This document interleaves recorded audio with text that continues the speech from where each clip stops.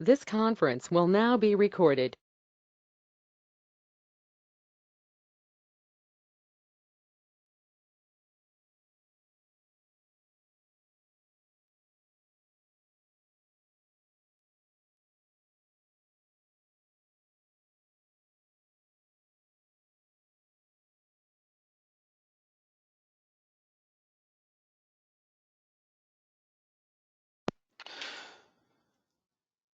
All right. Hi, everybody. Thank you very much for coming out to the webinar today. My name is Casey Conlon. I am the Library Sustainability Coordinator here at the Mid-Hudson Library System.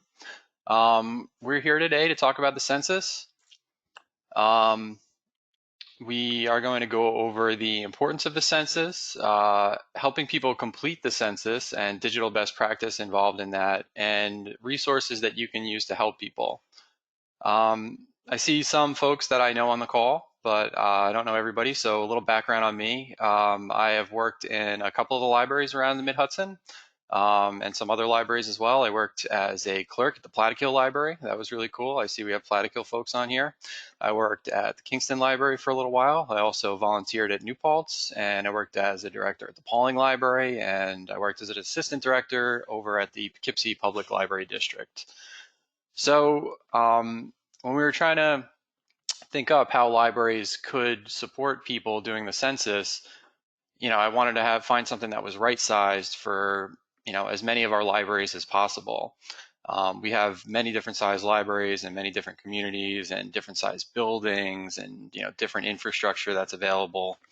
But I think that my experience working in a couple different libraries and having seen a lot of your libraries now at this point in my role as Library Sustainability Coordinator, I think it made it so I can understand how to actually help people with the census or how you can help people with the census at your libraries. I've worked the Circ desk a bunch, and I know that we get all sorts of questions and people come in, right? And you help people, do a resume, and then you help them fill out a job application, and then you help them print out a, airline ticket, or, print out something to send back to Amazon, or just make photocopies. There's always something new for us to do.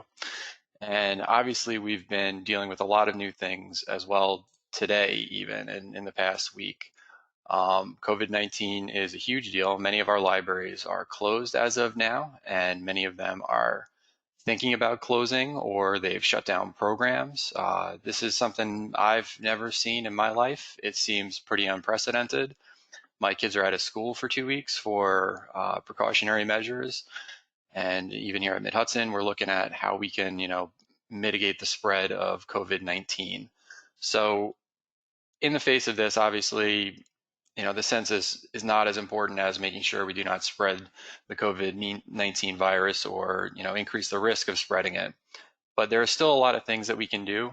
And there still is an opportunity for us to help get a complete count, and it still is important that we get a complete count.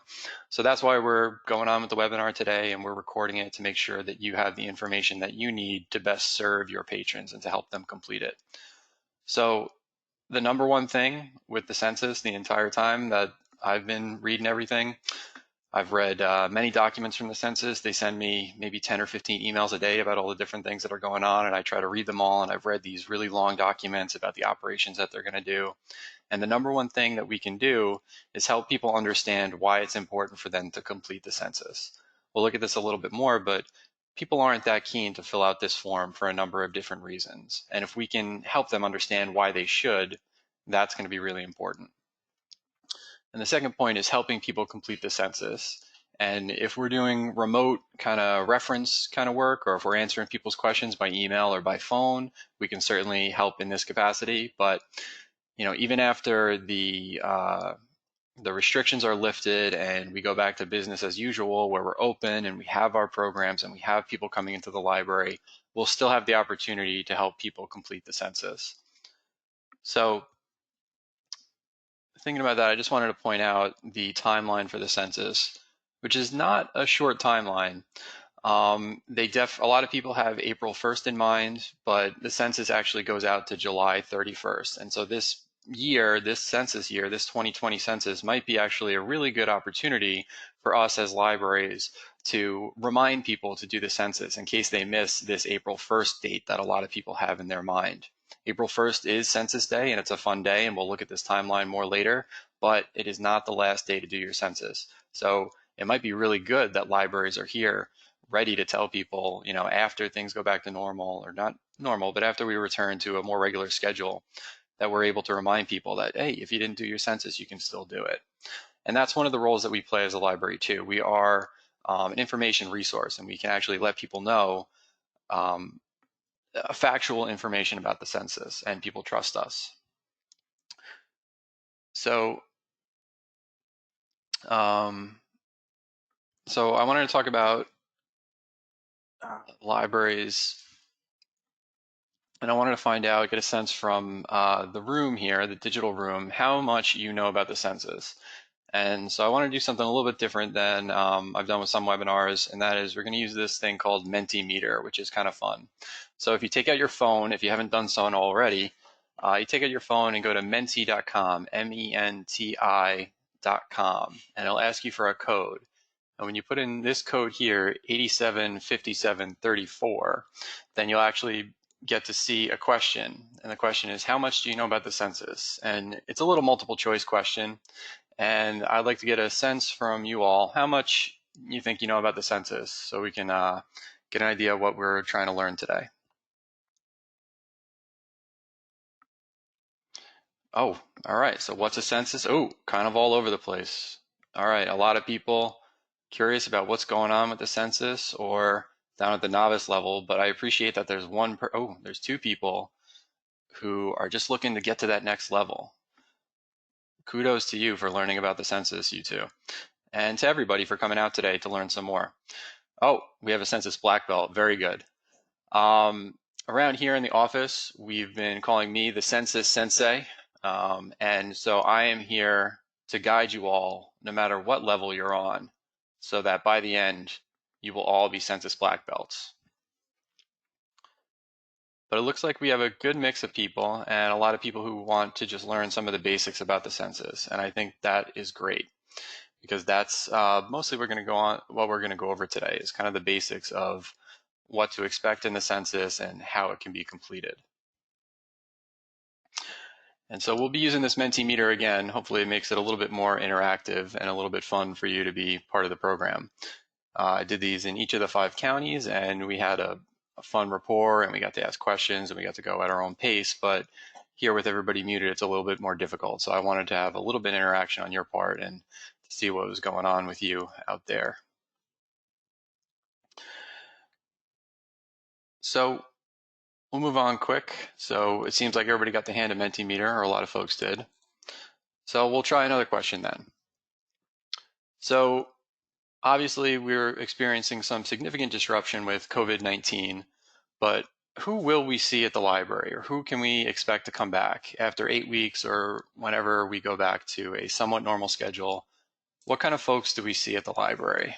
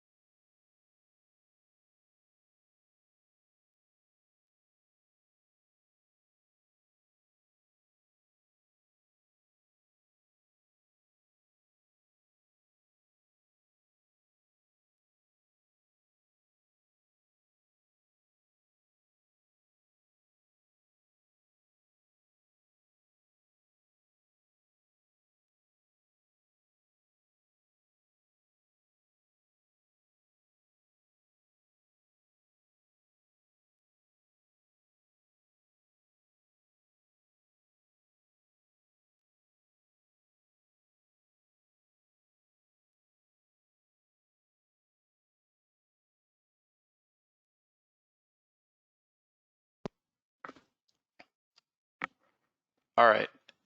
Hey, Kirsten, could you tell me how much did we not hear? When people started putting in the names of who shows up at the library, that's when the sound went down. Okay. All right. Thank you, Kirsten. All right. Sorry, everybody. Um, all right. So just to go back, these are all people that we see at the library, right? And all these people should be completing the census. And the library is one of the last trustworthy organizations in the community and maybe in the world where people can actually come in and they trust us. This is what studies and data show, is that people actually believe what librarians and library staff tell them. So if we have the opportunity to talk to people as they come into the library, as we return to a more regular schedule, or if we have regular communications with them online, then we can tell them, what kind of questions are going to be on the census, or why it's important to complete the census, or um, even tell them that, if they've heard something like if they did their taxes, they don't have to actually complete the census. That's not true. They will have to complete the census even if they've done their taxes.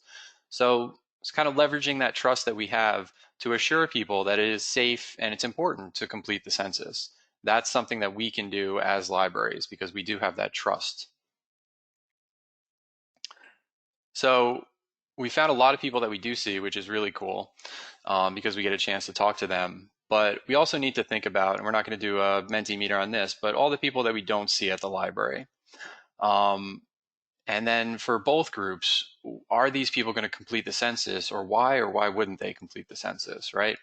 So, if there's anybody missing from that list that we had, any population that we don't see at the library that's in your community, is there a way to safely, after this, after the 8 weeks and after everything is settled down and we're told that it's okay to start making contact with each other again, is there a way to get in touch with these people?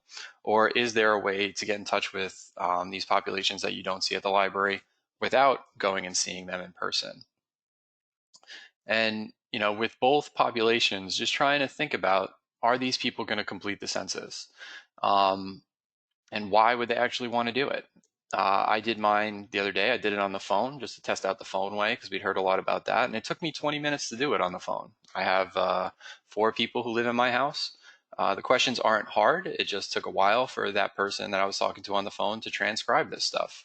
It's much faster online, but are people going to want to spend 20 minutes or 10 minutes filling out a form for the government?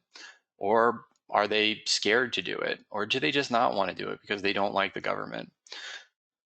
Most of what we've seen suggests that people just don't want to take the time to fill out this form.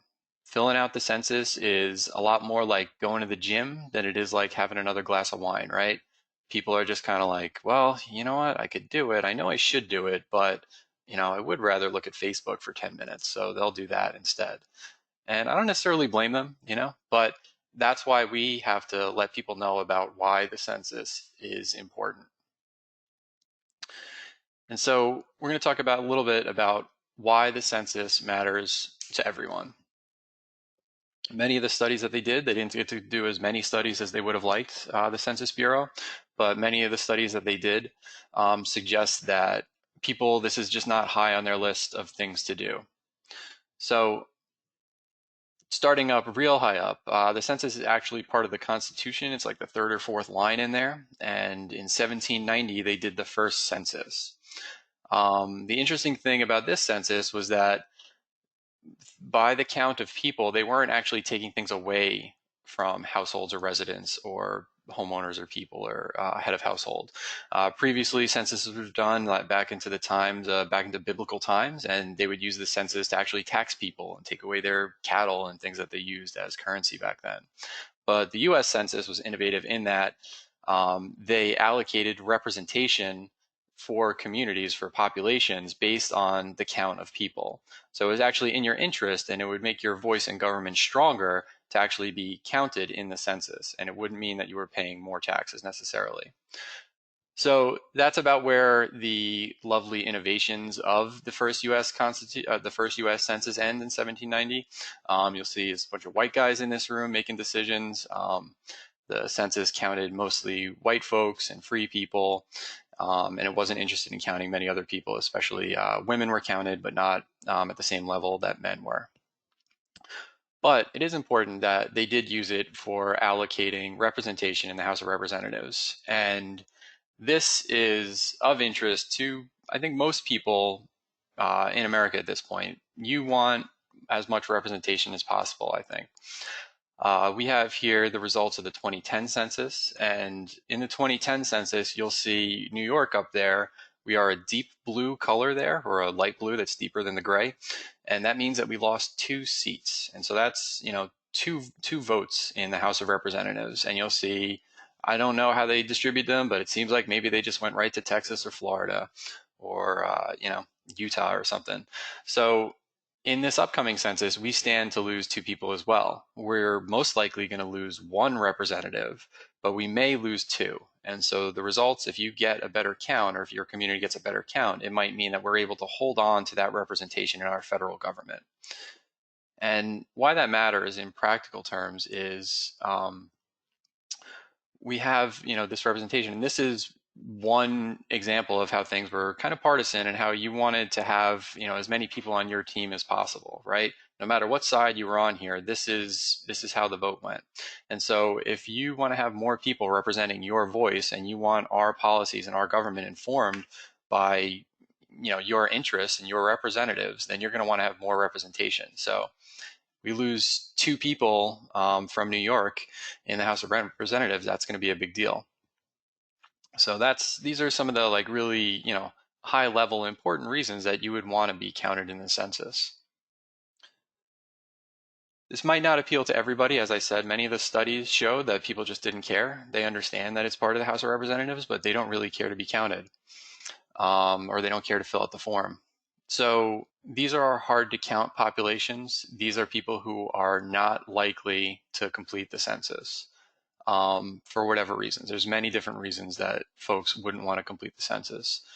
You may have heard that there was supposed to be a citizenship question on the census. There is not going to be a citizenship question on the census anymore, but you can imagine that people like the 3rd bullet from the bottom, foreign-born residents, given the administration we have in the federal government right now, would not want to indicate that they are not residents of the United States.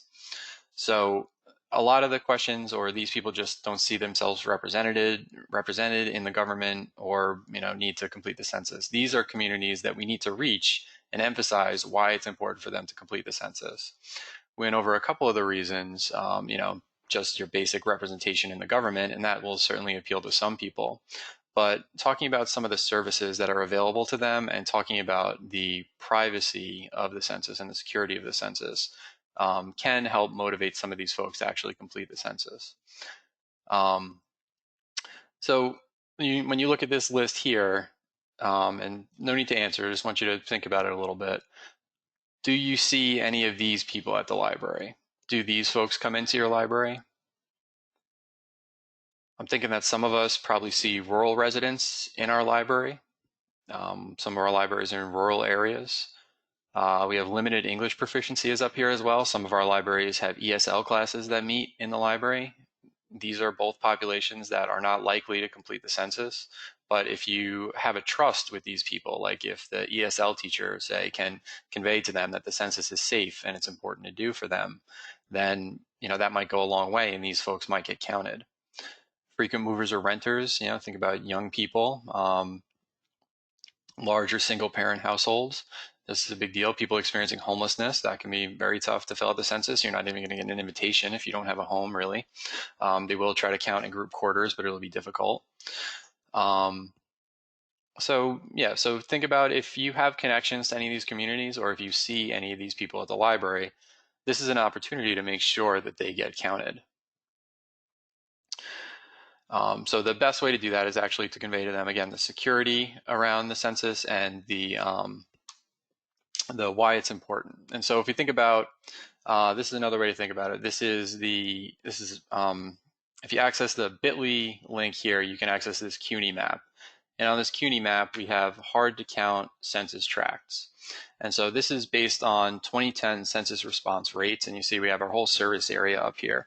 And so the deeper red in area is a census tract. the lower the response rate was by mail in the 2010 census. So if you serve any of these areas, then you are poised to actually help make a big improvement in the count if you can connect with some of these populations, or just get the word out to people in your community about the safety and the importance of the census. And, in case you're looking at this and you're like, oh, I don't see any of my service areas on here, I got off scot-free here. This is another map that they've released based on the 2010 census response rate.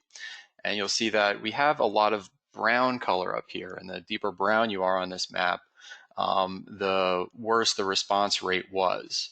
And you see nobody really gets off too easy here. We all definitely have some work to do if you look at this map here. A lot of our census response rates could be improved.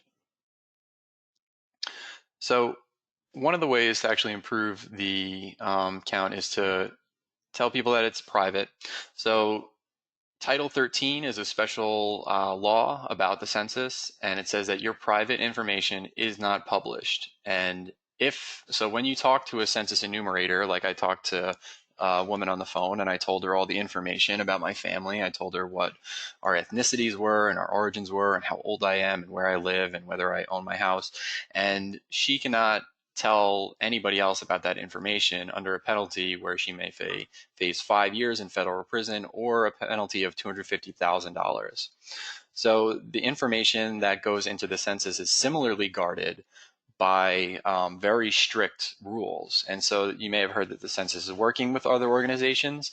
In some cases, they work with the IRS and they work with the Postal Service and they've worked with our local governments, and they've tried to make sure that they have the most up-to-date list of residences that they can possibly have so they can reach as many people as possible. But it's important to note that information goes into the census, but it does not come out.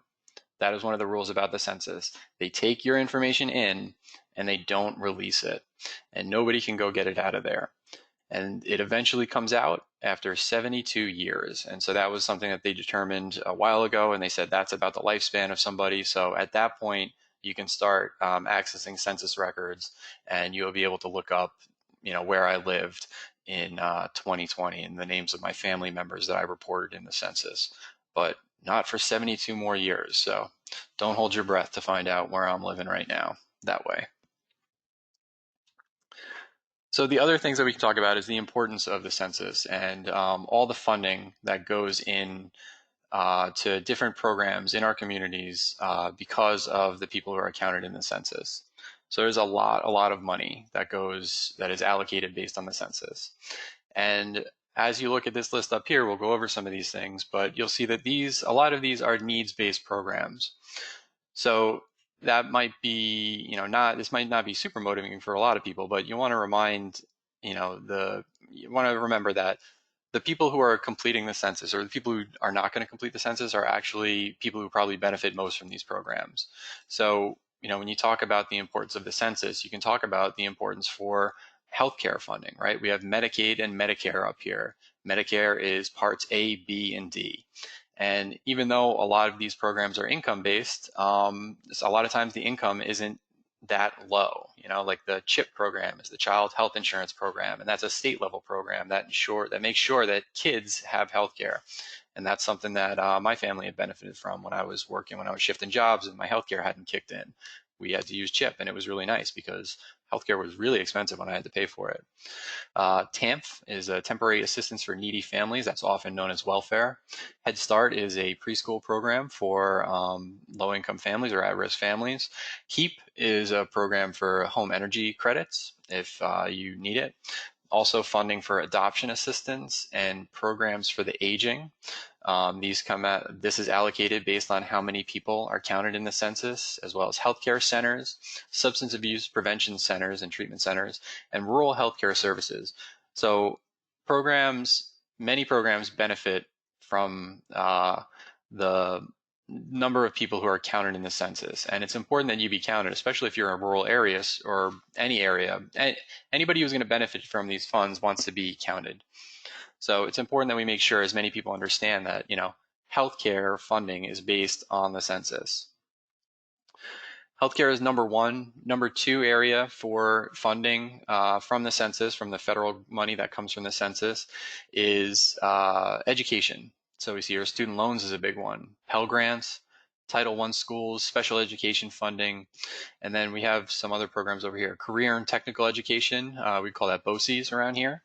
Preschool development, that's a big deal. My wife and I, we just recently got in our school district, we got a preschool program. It's a half-day preschool program that doesn't cost anything to people to send their children there.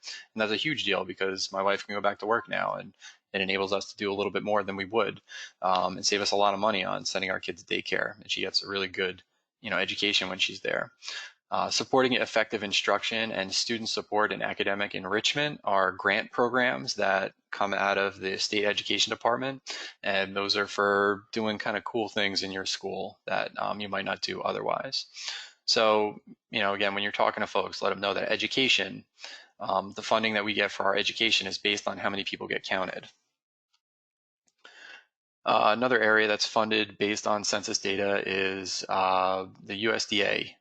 So this is the third highest level here. And SNAP is Supplemental Nutrition Assistance, and that is, if you think about food stamps. You also have WIC is another program for women and infant children. It's a food program where you get these coupons and you have to find these kind of odd size foodstuffs and milk and stuff like that. And so, you get to buy them with WIC. And so it supports people who have infant children to be able to feed their families. Housing loans, another something I benefited from. There's something in Ulster County called RUPCO. It's the Rural Ulster Preservation Company. And what they do is they help people out. They give them a little bit of education and they help them get their stuff in order so that they can buy a house, so that they can develop communities. Community facilities and loans grants, that's another thing that you might not see directly, as well as water and waste disposal systems. Those are things that you might not come into contact personally, but your municipal governments are probably actively looking to get funds from these programs. Anytime they're going to do something, or I hope that anytime your community is going to do something with a big project like this, a big municipal project, they're going to be looking for any funding that they can get so that they can limit the amount of money that you actually have to pay in with your tax dollars, which is good for you, right? And so how many people live in a community affects how much money is allocated to our state and our communities. The other thing is business and industry loans. So these are allocated based on census counts. And then rounding it out, there's over 300 programs, but I tried to pick some of the most common and some of the things that you might get to talk to people at the library about. Highway funding, transit grants, grants for small businesses, as well as Homeland Security. And so Homeland Security is interesting. That is another loan program that's controlled by the state. And so different communities apply for funding based on Homeland Security priorities.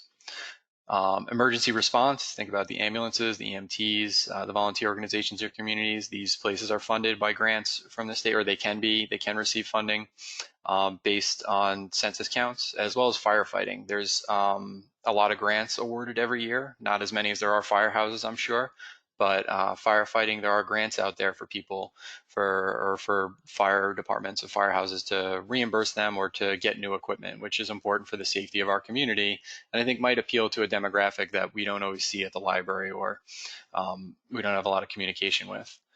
It's kind of interesting. My father-in-law is actually president of his firehouse up in Western New York. And at one point, they went to go put out a fire at a big like tire disposal place. The tires caught on fire, and there was all this melted rubber, and all the little metal filings inside the tires fell all over the ground. And so they were dragging their hoses. They're a little fire company. They were dragging their hoses through these metal filings to try to put out the fire. And their hoses were ruined. They couldn't use them anymore because they were all, it's dangerous to have these metal filings, to have people handling them. And so they were actually able to get a grant to buy new hoses, which they couldn't have afforded as a little fire company. So again, some of these things might be abstract, but it is important that we get counted, so that we can get the funding that we're entitled to in our community. So just to sum up kind of quick, the programs that are funded by the census include schools, businesses, healthcare, recreation, and roads. So if you use any of those things, it's probably in your interest to be counted. The idea here isn't to necessarily argue with anybody who comes up to the reference desk. We know there are people who are not going to complete the census. Like I said, I've worked the circulation desk and the reference desk. I know that you're not always changing people's minds when they come in, but this gives you a little bit of stuff that you can talk about if if you have somebody who's curious about why they should actually complete the census. And so now, all the different things that are tied to census counts, all the different funding that comes out, and all the different things we're able to do based on the number of people and the funding that we get based on the census. So what does that money look like? This is one figure that they ran for 2016. And so when they allocated census funds, there was about almost $4,000 per person. And so in New York State, we received almost $74 billion, closer to $73 billion, based on the number of people we had in this community. So that's a lot of money. And keep in mind, this number is based on the 2010 census. And right now, what we're looking at is we're trying to put the number in place, the number of people in place for 2020, and we don't get to fix it again for another 10 years. So if we miss it this year, it's not like we can make it up next year. It won't be until 2030 that we can actually try to get the count right. So this is a lot of money that we stand to lose if we can't get everybody counted.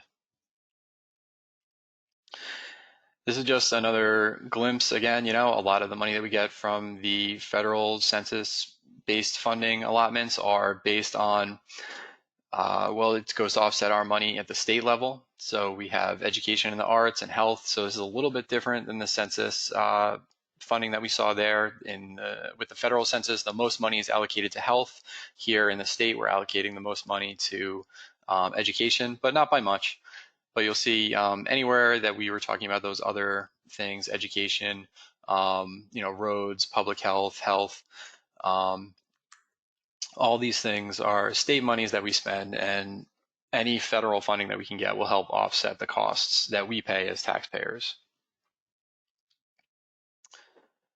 So with that stuff in mind, it's the most important thing that we can do is to let people know why it's important.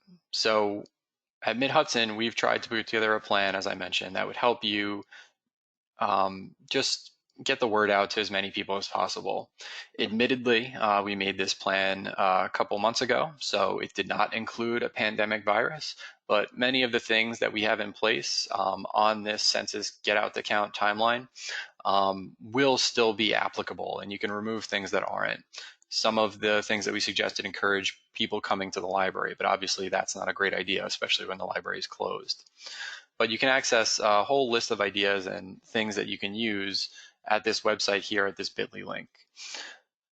So some of the stuff that we have that you could do at the library, again, when things cool down, is you can hang posters advertising the census. You provide training opportunities to staff. This is very important that people who work in the library are well versed in why the census is important and how people can actually complete the census. And that's part of what you're doing right now. And we'll be recording this webinar so that people can have access to it later on. I'll also be here to answer any questions that you have, maybe not immediately, but if there's something that you want to know after, I'm happy to do it.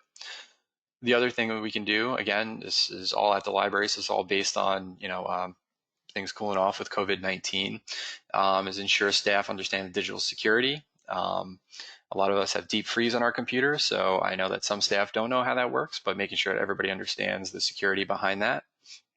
And other places to go, or where to go to actually complete the census. That'll be really important. If somebody comes in, you don't want them to go to a weird website. You want them to go to 2020census.gov. That's the place that they're going to go to learn about the census and complete it right there. And then we'll ensure computers are securely configured. Many of them are pretty close already, but we'll go over more ways to make sure that they're secure, and you can contact me and I can help you make sure that you have stuff as tight as is reasonable to make sure that people have a safe census experience. This one again is, maybe when things cool off a little bit, if you provide library programming, the census or census programming at the library. There are a number of things available right now. We have the statistics in schools comes from the census, and they have programs that I'm sure many of our librarians could adapt to highlight the importance of the census. It might be especially important now that many people are going to be, not quarantined necessarily, but they're going to be at their houses as April 1st comes and goes. It looks like, inside that window, people are not going to be out in the community and maybe seeing the same kind of ads they would and getting the same kind of understanding of the importance of the census, or that it's alive and active and ready to be completed. Likewise, you can do programs for school children. The Statistics in Schools has many different things, and a lot of our librarians are very creative and smart, and I think these things could be easily adapted to programs at the library. Or if you work with older folks, or not older folks necessarily, but just not children, and you have a digital literacy program that you do, if you wanted to include something about web forms, you could talk about the census, and it would be a way to highlight that, or a good way for people to practice doing web forms and get them to do the census. So outreach might be more important now. Use communication outlets to talk up the census. So on the Get Out the Count timeline, we have a lot of ready-made social media posts and newsletter articles. If they say anything about coming to the library, obviously you'll want to omit that, and we'll work to get that out of there. But now's the chance. People are at home. They have an extra 10 minutes. Let them know that the census can be done online, and in most cases within 10 or 15 minutes, depending on the size of your household. So talking up the census, if you have communications that go out and you're highlighting your online resources, which is a great idea right now. If you're highlighting ebooks or Universal Class or Mango or any of the services that people can access without coming to the library with their library card, put a little thing in there about the census and why it's important and how people can do it. If you can identify hard to count populations, that's another good thing that you can do. As we mentioned earlier, you're probably not going to want to visit community groups right now, but in the future, as we're instructed by the professionals and different departments around the state and in your community and in your county, you may want to begin visiting with people again. If you can recruit bilingual volunteers, that would be good. Building partnerships with other organizations, and that would be good, again, when things cool off. But one thing that you could do is if you were at the food store and you want to hang up a flyer about the importance of the census, that's one place that people are still going to be going, right? Some of the advice is to go to the food store every 2 to 3 weeks. If you're there every 2 to 3 weeks, maybe you see a flyer about the census or another local business where people are going. Definitely don't go out too much, be safe, but if you have the opportunity to do a little advertising out in the community, that might be something that you could do at this point when we're all pretty locked down. All right, so I want to talk about what questions the census is going to ask and who will be counted and how people can complete the census and how the library can help. So I wanted to know, are there any questions that probably aren't on the census that people are scared might be on the census? So what have you heard, or what question you think is on there that people really don't want to answer? Or what question isn't even on there and people are like, oh, well, I'm not doing the census because they're going to ask for my credit card number, right? Like what stuff isn't the census going to ask, or what do people think is on there?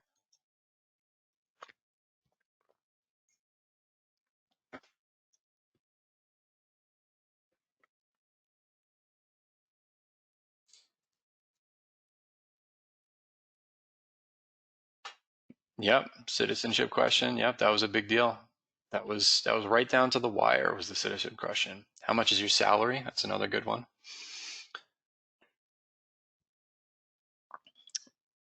Citizenship, yep. Citizenship, health status. Ooh, that's a good one.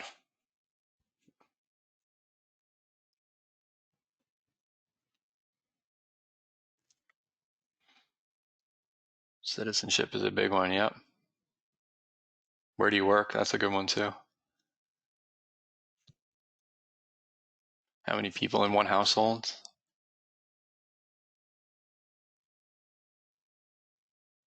Political affiliation, okay.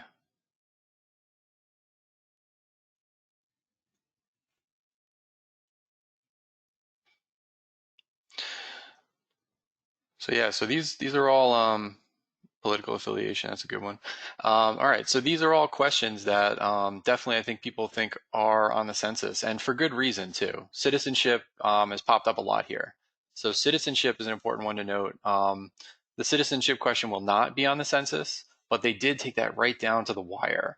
The Supreme Court ruling came right before the forms, the questionnaires that are going out now, actually had to be printed because it was going to take a long time to be printed. So it was June or July, and they waited until like the last day before the weekend or something like that to actually say that the citizenship question wouldn't be on there. So it will not be on there, but it does have a chilling effect, right? They talk about the chilling effect and that people won't want to complete the census.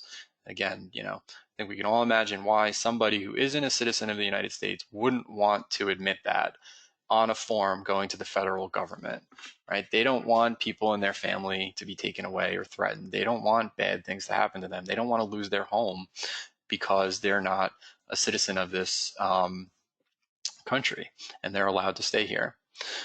So some of the other questions we see here, how much is your salary? This is a good one also. There actually is a question that comes from the census, but not from the decennial census about your salary. So there are at least two different types of census, and they used to go out together. They used to be called the short form and the long form census. So what we're talking about now would be called the short form back then. This is the decennial census. But there is another census that also goes out on a rolling basis, and some people may have even gotten it last month, and it asks you much more detailed questions than this census that we're about to do, or that we can do now, will ask you. And it does ask you things like how much money you make, and a lot more detailed questions. It takes much longer to do, and it's much more, it gets much more into your private information. This decennial census, though, will not have a question about your salary on it. So we're going to look at all the questions in a little bit, but salary is not on there. So that's an important one to tell people. The American Community Survey will ask about that, but the decennial census will not. Where do you work? Likewise, it will not ask you where you work this upcoming census. And if you work on the books, neither question will be on there. We have down here, how many people in one household? This one actually will be asked on the census. And that could be a scary question to answer for some folks, right? Some people have too many people living at home. So that's why it's important to emphasize the privacy aspect, that if somebody comes and asks you the questions that are on the census, they can't share that information. Or if you put it into the internet online, the census will not take that information and share it out with your landlord or with ICE or with anybody like that. It just goes to the census. I've had someone simply not want the government watch them. That's fair enough too. People who distrust the government are a hard to count population, and they don't trust the government. That's their prerogative, and that makes sense. Or they don't want them to watch them. That's fine. Again, if you run into somebody like that, or you're talking to somebody like that, I don't think we should be, kind of arguing with people. You can talk to them and you can try to emphasize that it's private and they don't share your information. And you could even tell them that if they ever do a tax return, they probably put a lot more information in their tax return than they do into these census questions. And of course, if anybody uses any kind of social media or any kind of tool online, they probably know far more than the census knows. And remember, the census has Title 13 and it has the laws that say they're not going to release your personal information. Political affiliation, that's another good one. I don't know if this is on the American Community Survey, but this will not be on the 2010 decennial census. Nor will religion. Religion will not be on there, but sexuality in some ways will. They're not going to ask directly about your sexuality, but they will ask about your spouse and your relation to your spouse. So with these questions, it's important to note that, especially with the sexuality and some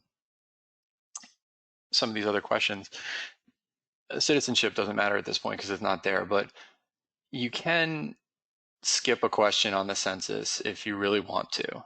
On the online form and online or on the phone, I actually asked when I did it on the phone, I said, can I skip that question? It was actually about the question about sexuality, just to see what they would say.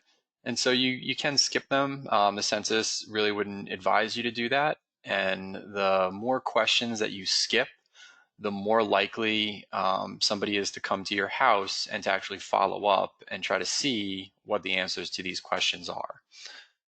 So sexuality, yeah, they may ask about that, and if you don't want to answer that question, then maybe you leave it blank, although the census will not tell you that you can do that. So let's look at what questions are actually going to be on there. We did the Mentimeter. All right, so this is a little bit, these screen caps are taken from a informational document about what the paper questionnaire would look like. And so it instructs you as you get into it to count all the people who live and sleep at your house most of the time. This is an important distinction, I think, most of the time, right? So there's no cutoff date. April 1st is a magic date that they use for some things, but if you live at college most of the time, or if you live at your grandma's most of the time, and you just happen to be with somebody else on April 1st, you should count, or you should be counted at your grandma's or at college. But you'll see in the next line, if someone does not have a permanent place to live, if they're really just kind of all over the place and they don't have any permanent place, if they're at your house on April 1st, you can count them under your roof. And then we have a list of people who we don't count. So people who normally live at college should be counted at college. People in the armed forces should be counted there. People who are in nursing homes, jails, prisons, or detention facilities,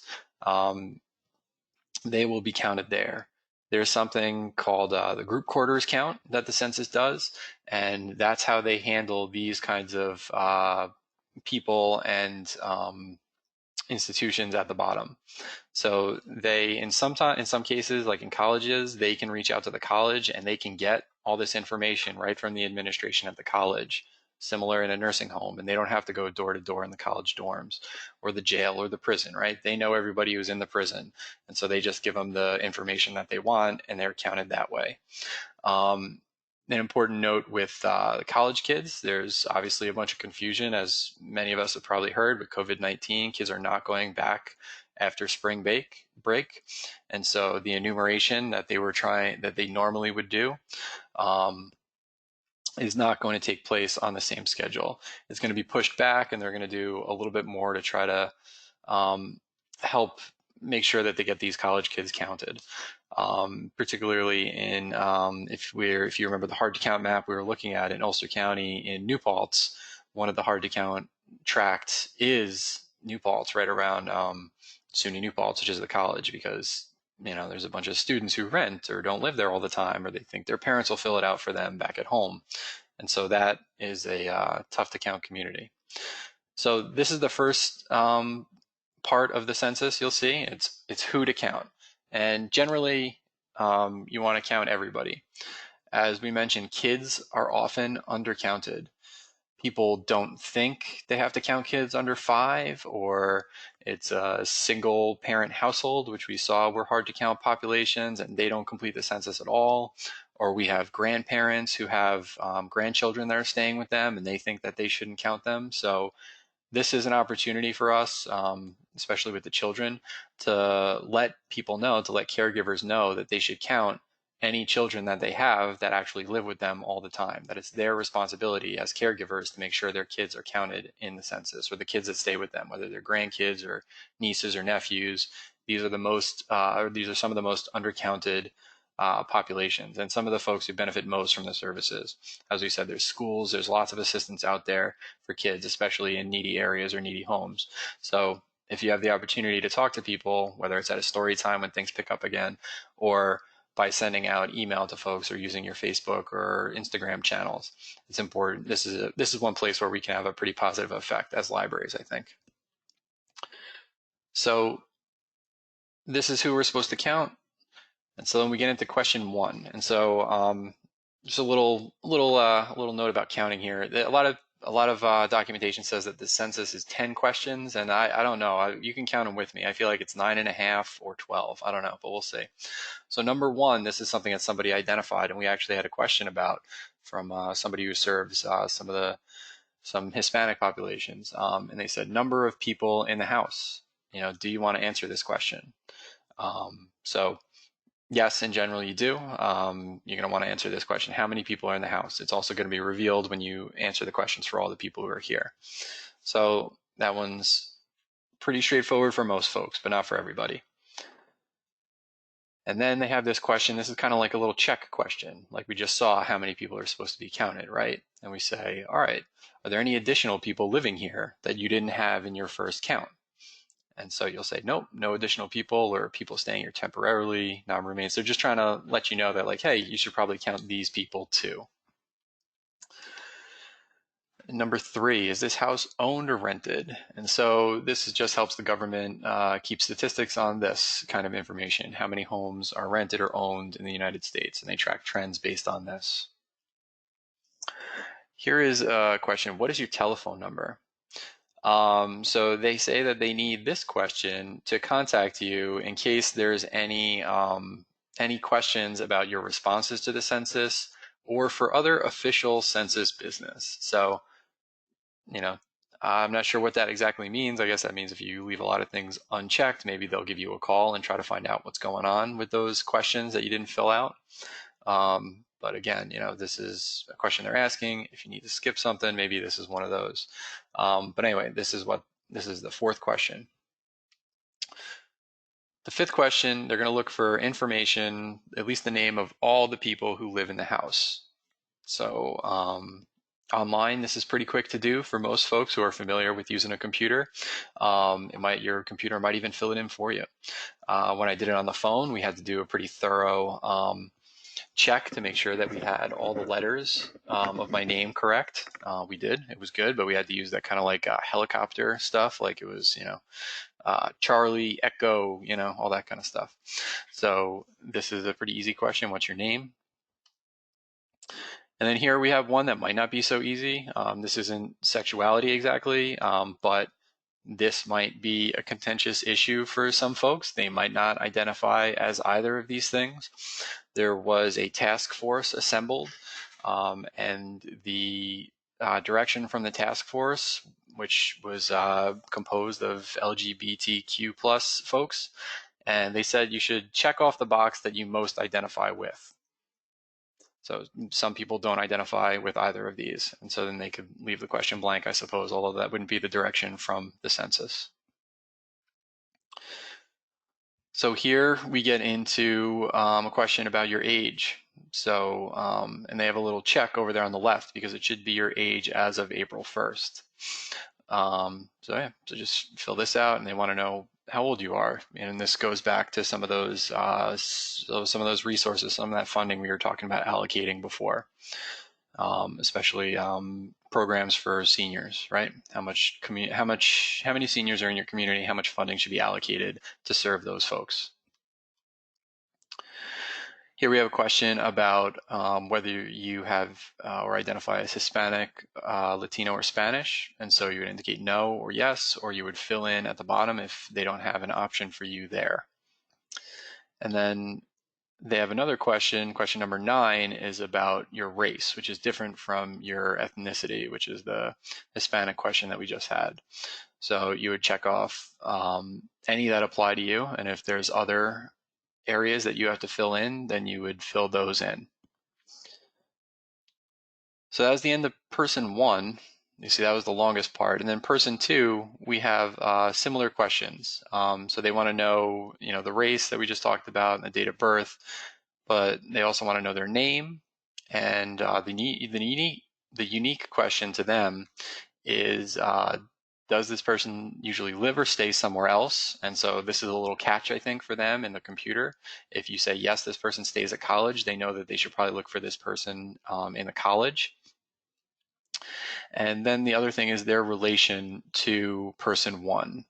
So, my 2 daughters, I indicated they're my biological daughters, and my wife is my opposite sex husband-wife. And you'll see there's a lot of choices on here. There's many more choices than there used to be, including same-sex partner or same-sex spouse. And so these things are on here ostensibly from the census to be able to make sure that, just like with the race questions and the gender questions, to make sure that the programs that they have in place are supporting these people and making sure, or at least working towards not having folks discriminated against. And they'll look at statistics to try to see if this is happening. So those are the questions that we have on the census. When we think about who to count, we want to remember everyone staying under your roof, friends and family, babies and small children, roommates, and renters. For special circumstances, you can see the census's website or you can call me. Foreign citizens in the United States, I think they're counted as residents. Students, that's special consideration for them, but they get counted where they are in college, but everybody has a question about that. U.S. military personnel are generally counted if they're deployed somewhere, they're counted over there. People in shelters will be counted. The census will work as part of the group quarters counting to count people who are in shelters. And then these are some other folks that if you have questions about these folks, you can look at the census website or you can reach out to me. So there are a number of different ways to respond to the census. Really, I guess just three. And in the midst of COVID-19, it's actually probably kind of nice that we have the digital and the phone option here. Previously, there was a lot of enumeration door to door, but they tried to cut down on that a lot.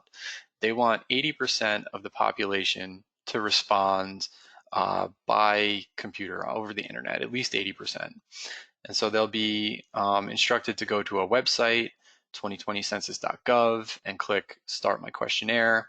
And when they do that, they'll be presented with the questions that we just saw, only in an online form. For many of us who are familiar with using the computer, the online form will be pretty straightforward. But for many folks who do not use the computer every day, it might be really difficult to understand what's happening in the form. So it's important to note that there is also a phone option. Anyone who is invited to respond to the census by computer will be invited to respond to the census by phone as well. So we'll have a list of phone numbers later. And as I mentioned, I did mine on the phone just to see if it was actually going to work.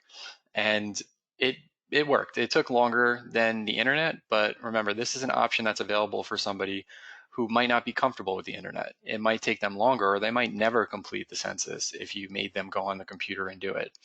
So many of us see people of all different levels of computer capability come in the library.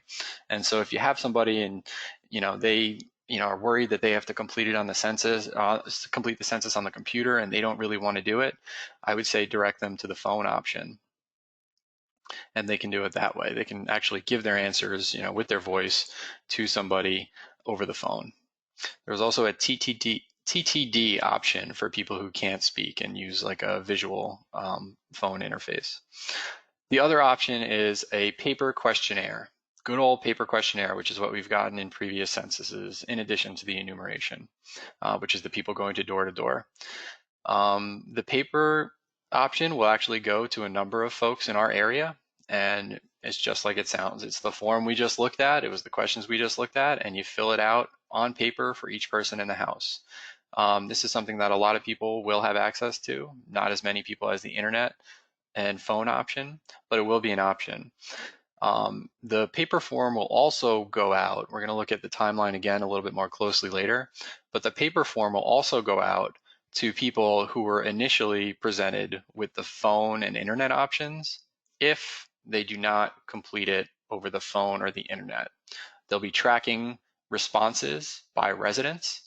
And so if you don't respond by a certain date, they're going to send you some more info, and eventually you'll get a paper questionnaire. And they hope that that was the limit, that you couldn't do it on the internet. So they want to make sure you have the option, but they're going to hold that back until you absolutely need it, or until they think they absolutely need it.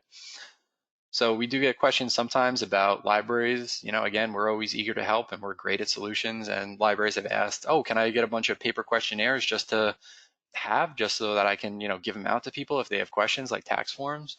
And the answer is no. There won't be extra questionnaires sent out to anybody to distribute in that way, but they will go to each household. Now keep in mind, like we said, this is going to the gym. So if somebody comes in and they're all set to go, they're all set to complete their census, and they don't want to go on the computer, I would direct them to the phone option. Because if they're at the gym and they got their shorts on and they're ready to run on the treadmill, you don't want to turn them back home, right? Because they may never come back. So I wouldn't tell a lot of people, oh, just wait for the paper thing to come in the mail. If they're ready to go, then I would give them the phone number or put them on the computer if they're capable of using the computer. So when we think about how to support folks doing the census, again, COVID-19 is a big deal. We're going to have to, rethink how we're connecting with people. But a lot of us, it seems like, are trying to step up and try to have a regular kind of communication with our residents to let them know what we're doing at the library, to let them know whether we're open, to let them know what kind of services we have, and to also let them know about the ebooks and the online resources that we have available to them. So, but as we plan out how we can support folks completing the census, remember we have the online option as well as the phone option. But as you can see here, this is a little map that you can get to from the bit.ly link over here. We'll be sharing out all these slides later. And you can see this is all this cross-hatching here is where 20% or more of the population does not have internet or dial-up only internet. Dial-up only internet would be sufficient to do the census form, I'm pretty sure, because it's not a lot of data, I don't think. But you're probably not on the internet all day or on the internet as much as other folks who have a broadband or a fast internet connection. So when you're thinking about how to support folks, think about these areas here that we see where people don't really have a lot of access to the internet. That's why it's good that that phone option is there, right? And that we also have the opportunity to support these people as well in the library. If people come in the library, this is an opportunity to support them. If they want to do it online, we can help them do that.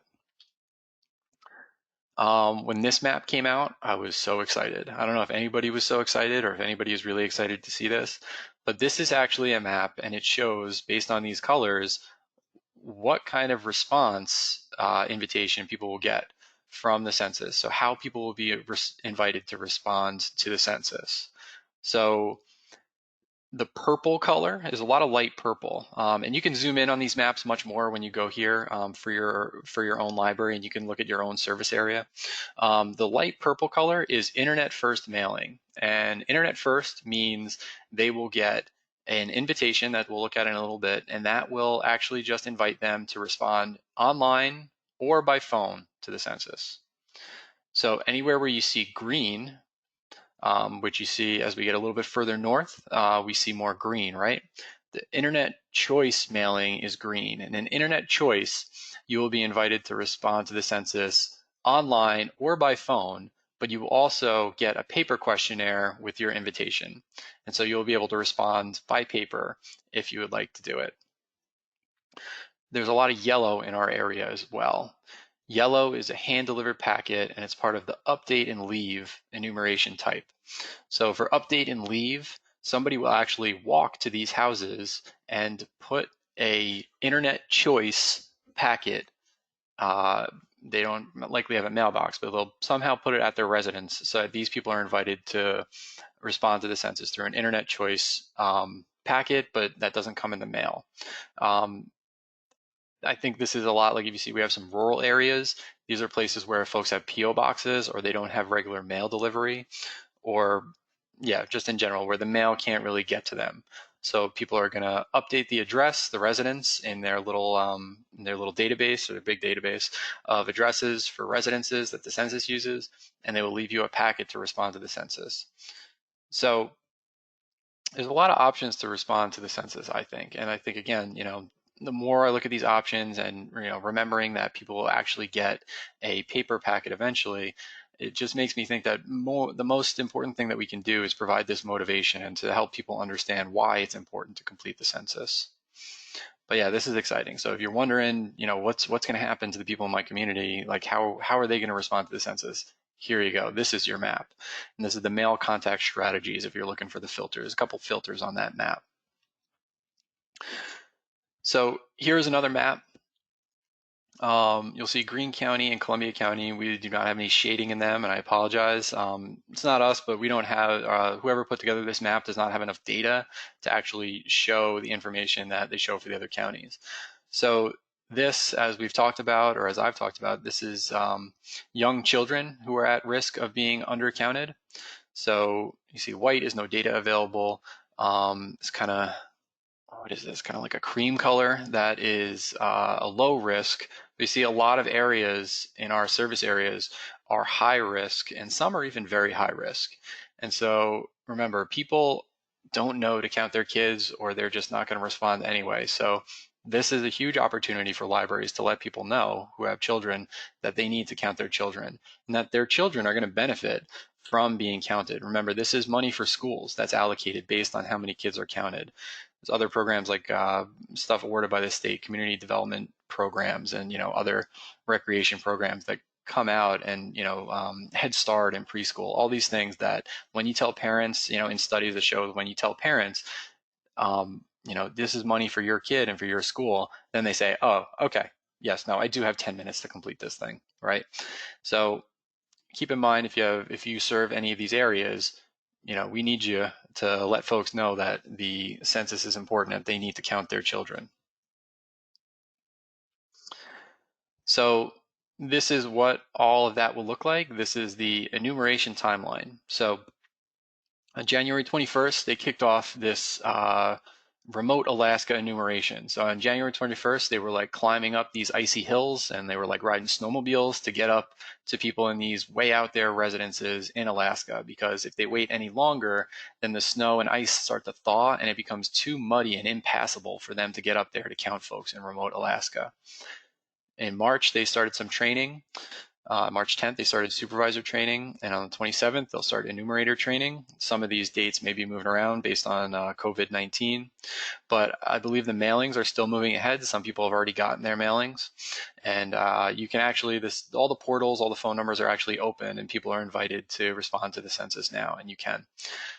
You see March 12th, which we're right in the middle of, March 12th to the 20th, we get mailing number 1. And that's that first contact strategy that we looked at. That's where people are going to get the internet first or the internet choice packet in the mail. So people should be getting those now, and either thinking about doing them or maybe not thinking about doing them. And this is our chance to let people know, hey, it's open and you can start filling it out.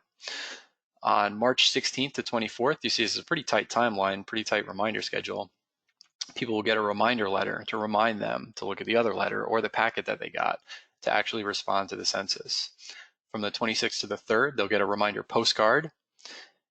And then on the 8th to the 16th of April, so you see we're still pretty far out in the future right now. People will get a reminder letter, plus they'll get that paper questionnaire that I was talking about, right? They'll get anybody who didn't get the paper questionnaire at that point will have a paper questionnaire. So most folks at this point will have had an opportunity to respond to the census in a number of different ways, through the internet, by the phone, or using the paper questionnaire. And then April 20th to 27th, they'll get a It's Not Too Late postcard. So that is the extent of the census's mailings that they plan to do to remind people to do the census as of right now, and what they've been planning for a while. From May 13th to July 31st, they will do what's called non-response follow-up. And so this means that they will go to people's houses and ask them questions that are on the census. So if you responded to only one question, maybe they'll come to your house and ask you a question like, hey, why'd you respond to this one question? If you didn't respond at all, they're probably going to come to your house and say, hi, I want to ask you about the census. And they'll identify themselves as census workers. They'll have a piece of identification which indicates that they work for the census, and they'll have a tablet that they use to record your responses. It was an interesting story from one of our workshops where a woman worked for the census in 2010, and she had to go to a funeral home a number of times. There was a man and a woman who lived in the funeral home, and it was a pretty big home. It had a lot of rooms, and the census, the field office, every time she came back and said, oh, there's 2 people who live here, they would look at the size of the house and the number of rooms, and they say, that doesn't seem right. Why don't you go back and count? And so there certainly were other people there, but nobody was living there besides the man and the woman. The other thing about the non-response follow-up to keep in mind is that, some folks might not want to give their information to the government, but in this case, or in some cases, responding to the questionnaire and giving this simple amount of information means that somebody isn't going to come to your house. There is some question about the capacity of the census to actually go door to door to do all the non-response follow-up. They might not have enough actual people working at the census to be able to do all of this follow-up that they need to do, but that is part of the plan. And it's an interesting thing when we work with communities of immigrants and new Americans, and we've told them for a long time, do not open the door. That's what they've been told by community-based organizations. We say, do not open the door. If somebody comes to the door, you don't have to open the door. And in this case, it's hard to backpedal from that a little bit and say, well, if it's the census, it's okay to open the door. So that's a bit of an uphill battle that the libraries and other organizations who deal with communities and populations that may fear immigration coming to their house. This might be a little bit hard for them. And then the last thing to note, again, COVID-19 may stretch out at this point. There's 8 weeks is the figure that I see a lot, but it may go longer. We'll have to reassess at 8 weeks. We do have until July 31st, so we can still encourage people to complete the census. Hopefully the COVID-19 hopefully will have our restrictions lifted and it'll be safe to engage in the things that we normally do before July 31st. If that's the case, you will have the opportunity to let people know about the importance of the census. And like I said, it might be kind of just the best time or the best year that we could actually do this, because the census is not getting the kind of big push that they wanted. This, for the census, this really couldn't have come as a worse time. The census is a very low priority compared to many of the things that are going on, but the fact that this is happening right now, right when they're trying to do all this stuff, you see it's right in the middle of their big operational push. So we do have the opportunity until July 31st to make sure people are getting counted. All right, so now we are going to watch a video about the online form. And hopefully all the sound will come through.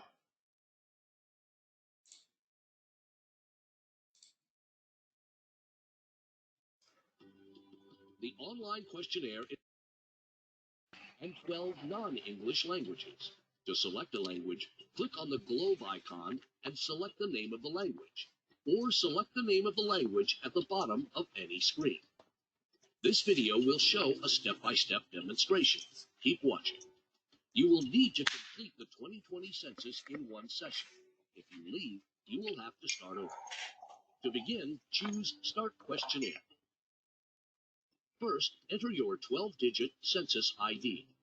If you do not have a census ID, select the link below the login button and answer some additional questions about your address. You will still be able to respond. Then, confirm that you are completing the 2020 census questionnaire for the address shown. Select yes or no. If you will be staying at this address on April 1st, choose yes. Otherwise, choose no. The next button takes you forward, and the previous button takes you back. Do not use the forward or back buttons on your browser, or else you may need to start over. Next, enter your name and telephone number. Enter your full name. Sometimes a message may appear on the screen that asks you to check your response, or enter additional information. Review what you entered before selecting the next button. Enter the number of people, including yourself, who will be living or staying at this address on April 1st, 2020. Click on the underlined blue links for help with the questions. Make sure that you count people where they usually live and sleep. If someone does not have a usual residence, count them where they will be staying on April 1st. Include babies and children of all ages, close or extended family members, people who are not related to you, and people staying here without a permanent place to live. Do not include anyone who lives away from this address most of the year, such as college students, armed forces personnel, people in a nursing home, mental hospital, jail, prison, detention center, etc., or people visiting who usually live and sleep somewhere else. These people will be counted in other ways. Then, list the name of each person living or staying at this address. To add more people, select the button labeled Add Another Person. We do not want to miss any people staying at this address on April 1st. If you forgot to include anyone who stays here, choose Yes and enter those names. Otherwise, choose No. Now you're ready for the next 2 questions about the home at this address.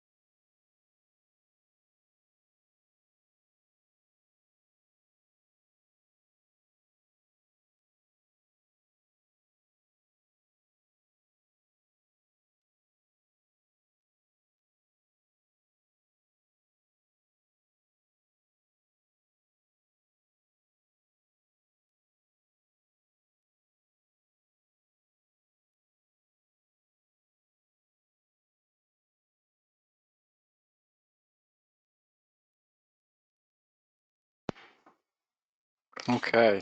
Kirsten, did the sound come through okay on that? No, we lost the sound about a third of the way through. Oh, all right. All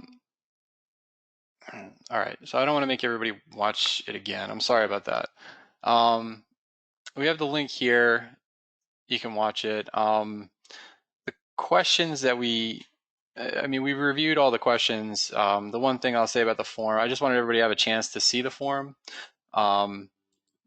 It's pretty similar to all the questions that we had, and it's a pretty straightforward online form. I think the one thing that's worth mentioning is that while you can advance and skip some questions, the race question, you must fill in something if you select like white or something like that, you have to type something into the box underneath to be able to go forward, from what I've heard. So just keep that in mind if you're trying to help anybody do it or tell them how it's going to work, or if you're doing it on your own. That is something that you'll need to do.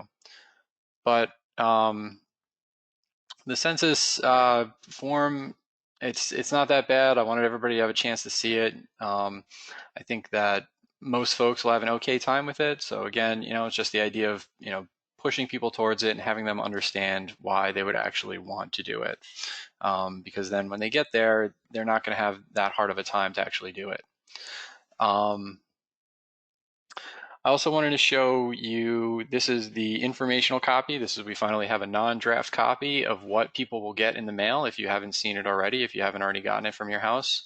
This is the internet first option that we have here. And you'll see it comes with just a little bit of instructions, a little bit of why the census is important, and then it includes the census ID. So hopefully we got to hear in the beginning of the video, every time you go to respond to the census, the paper questionnaire or the phone or the internet, they're going to ask you for a census ID number, and that comes on this invitation that we have here.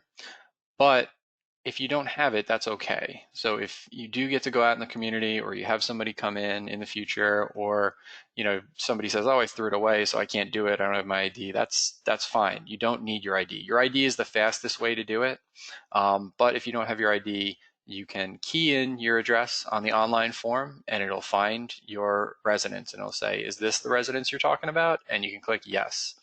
Likewise, when I did it on the phone, I told them, I don't have the ID, this is my residence. And they said, all right, let me confirm the residence. And I told them the residence, and then they confirmed it, and then I was able to move forward for my residence. So it's important to know the census ID is best, but I don't imagine a lot of people are going to have it on them very often unless they're doing it right while the paper's in front of them at home.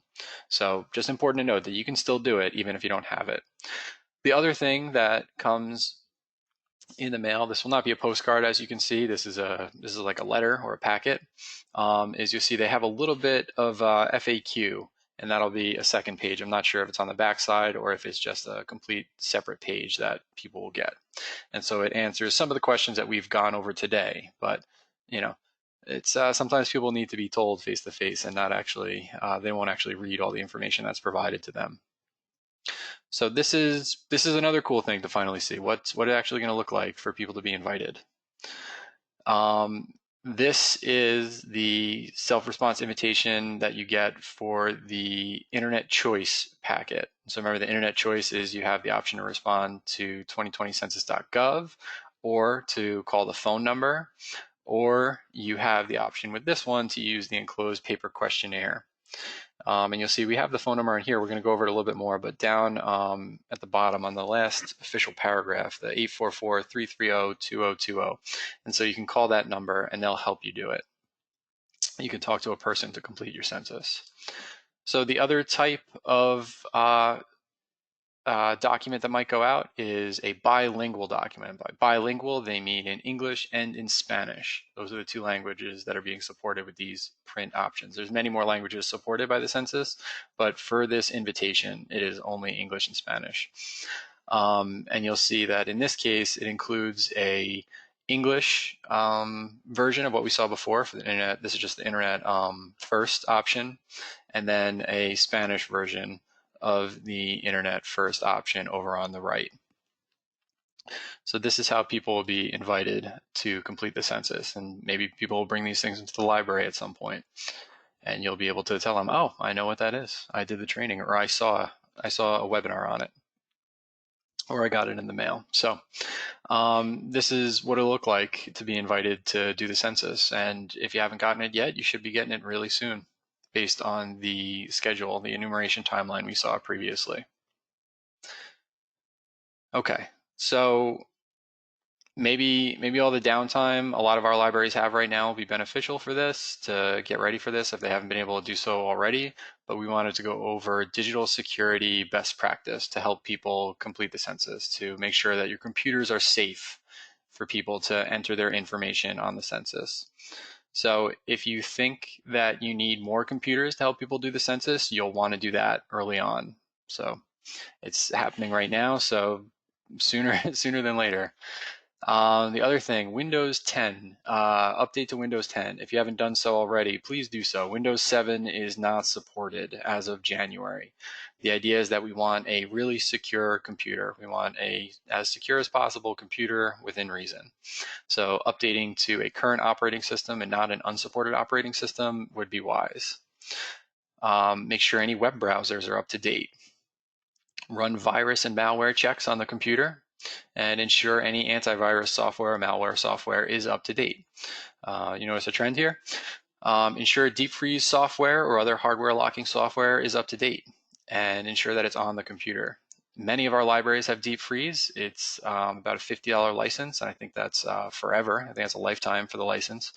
And those are installed on the computers. If you're not familiar with deep freeze, you may not realize it. Deep freeze is the thing that keeps people from saving all sorts of weird things on the public library desktop computers. I know when I worked the circulation desk, people would come in and they do a little bit of banking or something on one of the public computers, and they say, it looks like the browser saved my info on here. What do I do? And I would tell them, restart the computer. And when you restart, deep freeze kicks in and it restores the computer to a saved state. So it's like the person had never entered any information into the computer. So that's something that you can do if somebody completes the census. A best practice might be restart the computer so that the deep freeze will kick in and erase any information they've put into the computer. Deep freeze will also be handy for if anybody did put anything malicious on the computer. If anybody were trying to do something steal somebody's information they're putting into the census, or track their keystrokes and send that off somewhere. If you restart the computer with deep freeze, we've consulted with the IT department here, there's nowhere really for a computer or for a piece of software like that to hide. So deep freeze is kind of the magic bullet to kind of clear out all kinds of information that might be dangerous or private on a computer. If you want to have computers that are dedicated solely to the census, you can put them into kiosk mode. Kiosk mode is something we deal with every day at the library. If you think about the OPAC, the Online Public Access Catalog, where people access the catalog, that is a computer that's running a web browser in kiosk mode. Kiosk mode means it can't go to any other websites. It just goes to the catalog. You could do the same thing with your OPAC, although I don't suggest doing it with your OPAC, but you could do it with a computer, or if you had an extra computer or one of your public computers, you could put them into kiosk mode and just have it go to 2020census.gov. And then people wouldn't be able to log on the computer and go to Facebook or Google or anything that they wanted to do. It would just go to 2020census.gov. Likewise, if you have a computer dedicated specifically to the census, you're going to want to put it into private mode, all the web browsers on the computer. Private mode means that it doesn't track any of the information. If you have a computer at home, you probably have a lot of your passwords saved right in there, so you just hit enter so you don't have to type all that stuff in.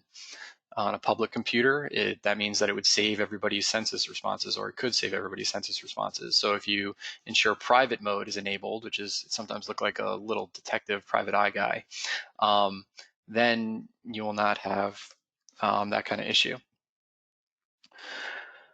Ensure staff know official census URLs. Hopefully you all got it by now, 2020census.gov. That's where people should go. The census has bought up a number of URLs to prevent other people from squatting on the domains and maybe taking malicious information or maybe trying to pull out some of those questions that we were asking before for their own means. So they've bought up websites like census.com, and they redirect to 2020census.gov, and they've been working with Google and Facebook to make sure that misinformation and bad census actors are not able to spread information that way. The other thing to do if you want to make your public Wi-Fi network secure for people to enter information is you want to ensure that Wi-Fi networks are secured and encrypted. If you have an Arrowhive router through Mid-Hudson, you can shoot me an email and we can figure out, or you can shoot an email to techsupport@midhudson.org. And they will be able to tell you if your Arrowhive router is secured and encrypted, and they will be able to turn on security and encryption if it's not already. And so what that means is that you and I can be sitting next to each other, and we can be passing information, our own personal information, up to the router and out to the internet, and you can't get into my information from your laptop right next to me. At least not without a really, really hard fight to get into there to break through the passwords and things that would be involved in that.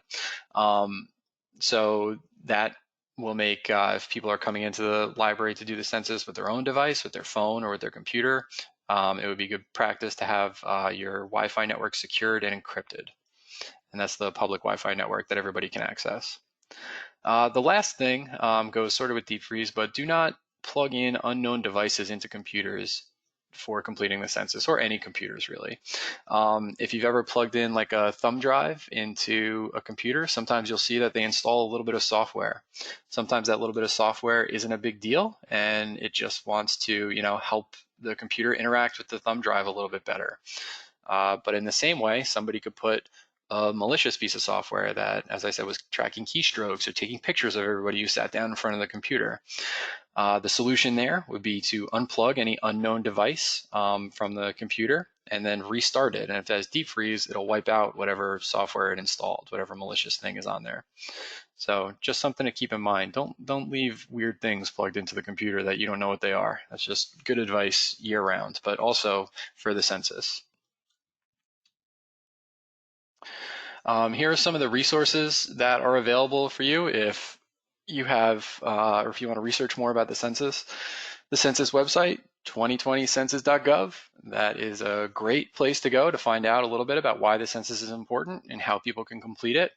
There are also about 60 language guides that will support people who are trying to complete the census. There are 13 languages offered with phone support, and or around that offered with the website. As we saw in the beginning, there was a number of different languages that you could choose. But if they are not, if a particular language is not supported, you can use one of the language guides.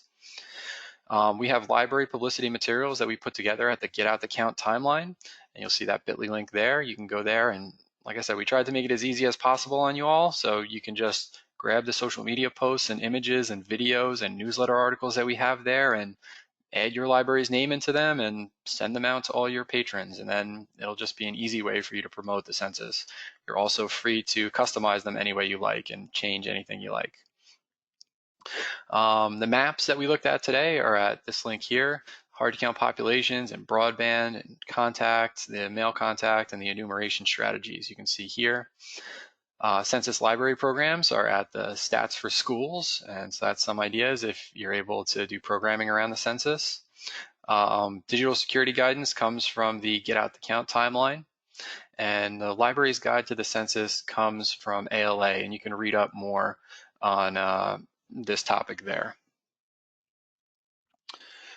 These are the phone numbers. Again, we're going to send out all this info, and it's also on 2020census.gov, but these are the phone numbers. If you have somebody come in and you think that the phone would be the best option for them to complete their census, then I would direct them to one of these phone numbers. Like I said, I tried out the English one. That's how I did my census. It took a little longer than it would have taken me to do on a computer, but again, I use a computer all day at work, and then I go home and play with a computer too, right? So not everybody has the same level of comfort or the same level of access to technology. So now we can pause. If anybody has any questions, you can put them in the chat box and I'll work to answer them. You're also free to email me or call me if you have any questions about the census or anything related to library sustainability. That's how it works. That's why I'm here. But if we have any census questions, you can add them in here now. I really appreciate everybody coming out today to the webinar. I know things are really crazy, but the census is important, and I think it's going to be even more important that our libraries are available or able to support people in doing the census and letting them know why it's important. So hopefully you all got something out of this. We'll be recording this so you can refer your colleagues to it or your staff. Yeah, like I said, any questions are welcome. Hopefully this gave you an overview. We don't have actual black belts we can send in the delivery, but you are all officially Census black belts now if you've sat through this entire presentation here. And so I wanted to thank you very much for being part of this. Hi, Casey. We do have a couple of questions, Okay. one of which is, have they fixed the issue of not being able to catch false responses, which apparently was an issue in 2019? Okay, I don't know much about false responses. I'm sorry. I'll have to detecting false responses.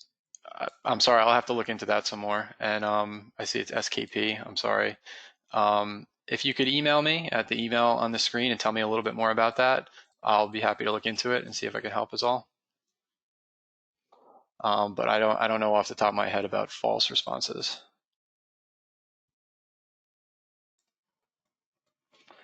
And I see Geesey, you're asking about foreign citizen. I think they respond to the census in the normal way, but I'll double check that.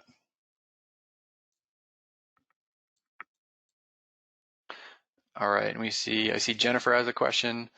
If someone is a renter or a roommate and the person who owns the house counts them, should that individual count themselves? So yeah, so they're trying to avoid people being counted twice. But there are, I don't know if you can tell from the video and some of the questions, there are some things in there that will catch things like that. So, if my parents tried to count me, then it might pick up that there's a Casey Conlon with the same birth date, where my parents live and at my house. And so somebody will have to look at that. So there is the risk of being counted twice. This is a little bit of, in terms of renters, I guess it's always interesting. I think is like I don't know what kind of relationship you have with, or whatever renter is out there. What kind of relationship they have with their roommates. But ideally, they would be able to talk and say, "All right, I'm gonna do the census. Like what's your date of birth? I guess that's the info they want to get. But you could complete your own census as well. I think there's, ideal, and then there's like, what can we get done? And if each renter fills one out, it's not the worst thing in the world.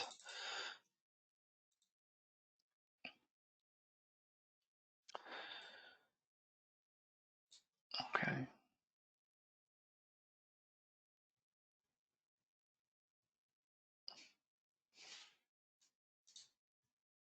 All right, so we will send the slides out to everybody. I'll make sure, and you can pass them out to whoever. We're going to have this recording up on the website. We'll try to organize it into different sections. So maybe it's kind of the, like a frequently asked questions, organize it that way so people can jump to different parts of the webinar if it's not too all over the place. So that'll be nice. Maybe we can direct people right to there, or you can jump to there if there's a part like, oh, I know, Casey talked about this, but now I forgot what part he talked about that in, and we can pick it out for you. Oh, and Jen has a birthday twin. I'll have to ask her about that one day. Okay, and false response equals answers given which are purposely misleading. Safeguards are in place of previously. Okay, I'm sorry. I'll have to read up on that more. I'm sorry, I didn't know about that. But if as of December 2019 there were not any there, I don't know, there may not still be any. But I'll do some research and I'll see if I can find anything. Purposely misleading though, that's hard. Everyone, please be safe out there. Wash your hands.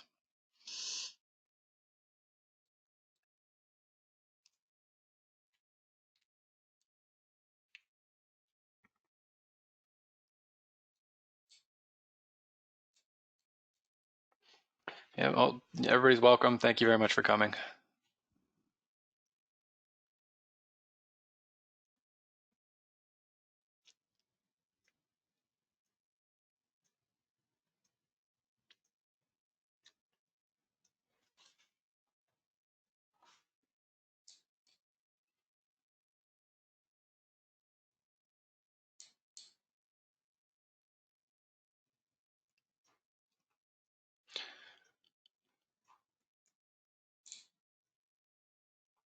You're welcome, Krista. Thanks for coming.